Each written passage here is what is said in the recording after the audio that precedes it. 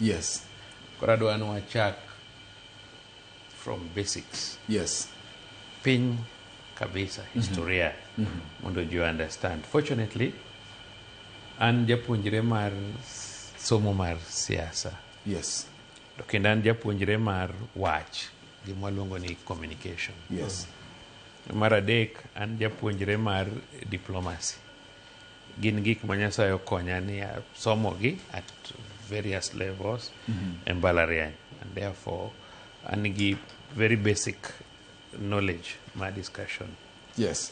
Mokwongo, wan gi gima iluongo ni state, sirkal. Nitie kata wadwa moro mandalo moko ne waluongo ni sirkal, no jode. Ojode sirkal, yes. Sirkal. Mose nindo. Yes. Yeah. So, wan gi state, gima iluongo ni sirkal. Seche mang'eny, kwa wuoyo, tawinjo ka, especially kwa wuoyo gi jo siasa, kata joma nie bunge. Awinjo seche moko giwacho, giwuoyo about sirkal, to giwuoyo about sirkal te. Giwuoyo about sirkal executive. Sirkal nigi wings adek. Wan gi executive, wan gi parliament, wan gi judiciary. Mano te en sirkal. Executive emoting'o president, gi cabinet mage, gi joma ndike public service. But parliament en sirkal. Judiciary en sirkal. Gitimo balance. Ng'ato control nyawadgi, mondo ng'ato kik ti gi excess power. Miwacho no.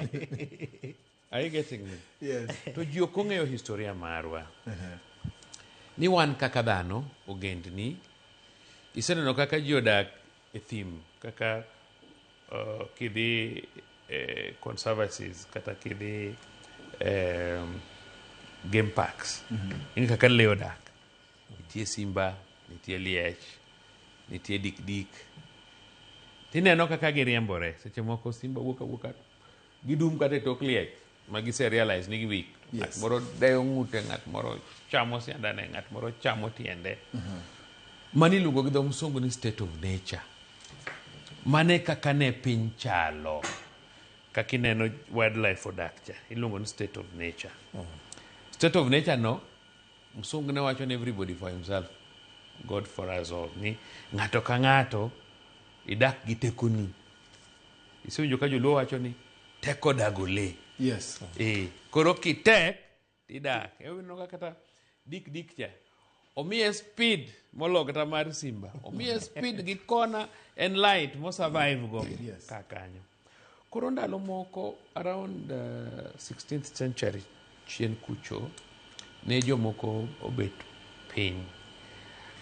Magi wacho ni no, wabedru gi milongo ni social contract theory. Jobet piny jowinjore. Wabedru gi milongo ni social contract theory. To social contract theory ni dwaro ni mondo dhano osarenda certain absolute rights mag-gi. Asto gibed gi sirkal ma govern gi. So isarenda your rights mondo iyud security, mondo iyud order, ubed gi order e system. Like na sani because wan gi sirkal, kichiewo gokinyi to kata kiriembo matoki tibo nongo ka nitie roundabout, nitie security lights, nitie police, to kada kinindo gotieno inongo koketo bila mawuotho gotieno, gin nyaka gi bunde ma gi protecti godo mondo ng'ato kik bi odi mamai. So social contract ne mai certain absolute freedoms. Iseneno gimoro ma aneno ka ji ok ti kode maber, kaka koro sani Kenya ka wan gi weche mang'eny mag demonstration. Tiwinjo kinyisi niya, there is what we call Public Order Act. Sheria constitution mawadwa oting'o ni. King'iyo article mare 37 to nyisi ni ng'ato ka ng'ato nigi right mar demonstrate, mar assemble, mar picket, chokruok. Yes. To wacho ni ya peaceably and unarmed. Koro Public Order Act winjo ka nyisi ni kidwa bedo gi assembly, idwa bedo gi chokruok, kata idwa timo ng'anyo, kata idwa tero petition, nidwaro ni nyaka ikuong idhi mi inform obila. Muwinjru ni udwa assemble kanye, to kata kudwa wuotho, to udwa wuotho kanye. Ok unyalo wuotho oyaye ni jomoko wuok Kawangware, jomoko ni Ngong Road, mano koro anarchy. mano koro ken public order mag ji te wuoka ma koni koro ji bedo inconvenienced, mano anarchy. Koro dwani mondo surrender, sirkal dwani mondo surrender some of these absolute rights magigi in exchange of security, in exchange of order, and then in exchange of protection of remaining natural rights ma in godo. Iwinja? Bas mano is that social contract theory ekaka ne jogi of form sirkal, state. Koro giwinjore ni ba state ni but kata kwa miyo ng'ato president nyaka wabed gi bunge ma controle ma ji discuss e wechegi. En obro kete lwete but mana kosedhi e bunge ma ji osewinjore ma ji discuss mosekalo. To bende kata mana bunge no koponi bunge gi executive nyalo kata collude ma winjore against jopiny, jopiny nigi kama gidhiye miluongo ni court. Iwinjo? Mane miluongo ni state, mane kaka state nobedo formed. So ng'at moro miluongo ni Thomas Hobbes nowacho niya under Leviathan, nonyuole gimoro between 15 something to 16 something, nowacho niya life without state, ngima maonge sirkal en ngima ma violent, ma lweny nitie kabisa ka onge sirkal. En ngima mantie lweny, en ngima mantie dhier, en ngima marach, en ngima ma painful, mantie a lot of pain, to kendo en ngima ma short, ochuok. Ochuok nwach nyala chiew to biro chwe pala to negi. Koro mane state, mane kaka state nobedo formed. Mano miwinjo ka ji dwaro niya, wadwaro ni ng'atwa mondo obed president. Nwach president is the head of state. Mondo obed president, mondo gibed gi, nwach president ne man gi power. Waduto wa surrender rights wamiye in exchange of security, in exchange of order in the society.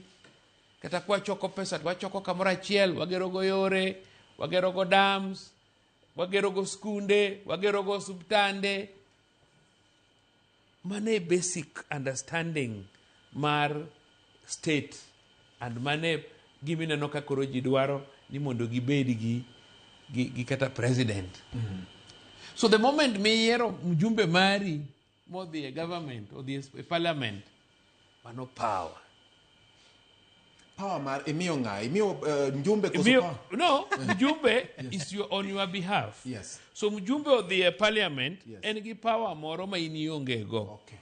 Onyalo dhi kalo a bill in parliament. Iwinjo kiwacho ni finance bill.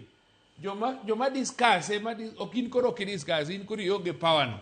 Koro mjumbe man kode, mjumbe ni manyochi yiero cha, man gi that power.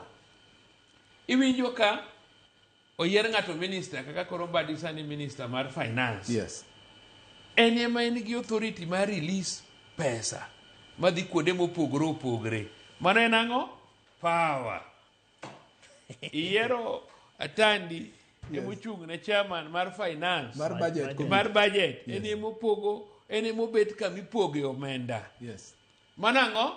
Power. Iwinja? Yes.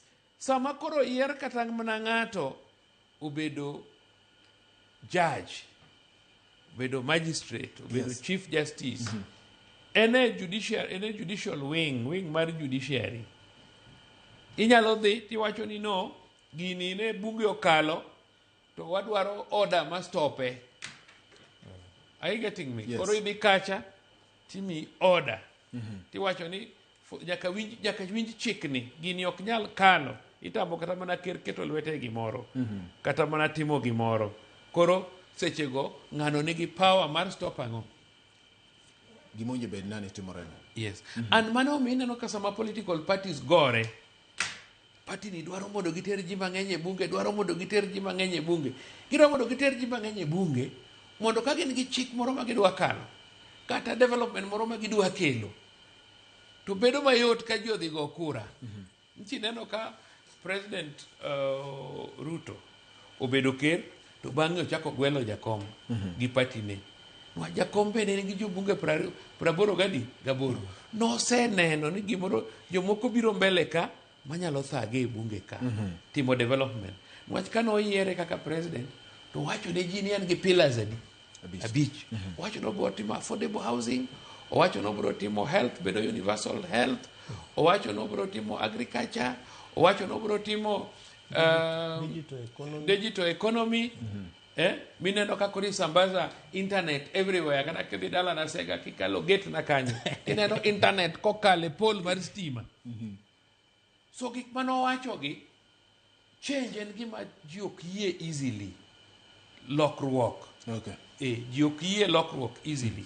Koro be nong'eyo ni mondo wang' gike gidhi mbele ma parliament konye nyaka riwre gi jomoko. Iwinje? Koro kiwinjo koburu anasema tunataka power mowuoye ni en power mar state. Ere kaka wanyalo bedo stakeholders e sirkal? Iwinjo? Mabe kata kwago dhowa mwawacho ni wadwaro mondo SGR odhi Kisumo. SGR madhi Kisumo no kony Luo kende, en gima konyo the whole nation. Lakini kawan gi gimiluongo ni siasa mbaya, to as much as en gima konyo the whole nation, ng'ato nyalo tamre mondo kik development no timre. Ing'eyo ni wan Kenya kawuono, wan joluo, wan Kenya nwach reru. Aken ji ong'e mano. Nine wan gi gimiluongo ni Kenya Uganda Railways manochakre 1895 to notieki 1901. Sama norumo 1901 nok en Kampala. Nochopo Kisumu Port Elizabeth 1901. Ma 1901 Kisumo ne pod no Uganda. 1902 ema koro jo British owacho ni no, wadwaro mondo railway obed under one colony. Korea ka gi move mondo no kano bedo under colony ma Uganda ne dak wabedo gi Kenya completely. Koro wabedo gi colony okaw rail oket Kenya. Koro boundary owuok from Naivasha odhi nyaka Kisumo nyaka Busia 1902. To reru no ne dhi kucho nwach ndalo ka ne colonialists dwaro pamba, to gidwaro tuoro, to gidwaro coffee. The lake region no was black cotton soil. Ne got a lot of dhamana. No kokel reru ni reru dhi Nanyuki kata Malaba reru ne dhi mana Kisumo. To kano osechopo Kisumo to koro ne gitiyo gi mende matindo, gidhi go Mwanza, gidhi go Bukoba, gidhi go Port Bell, gidhi go Kucho. And kata mana sani the SGR mineno mabiro Kisumo no, winjo ko burwacho ni tunataka power no.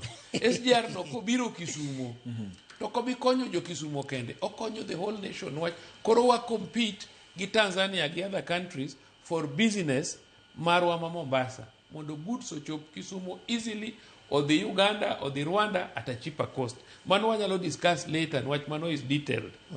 So gimiluongo ni power ni en dwaro stake e sirkal. Stake mane sirkal ni wanyalo yude ka either angwach kata ng'at wako bedo president, to kodhi bedo president mar Luo, obedo president mar Kenya.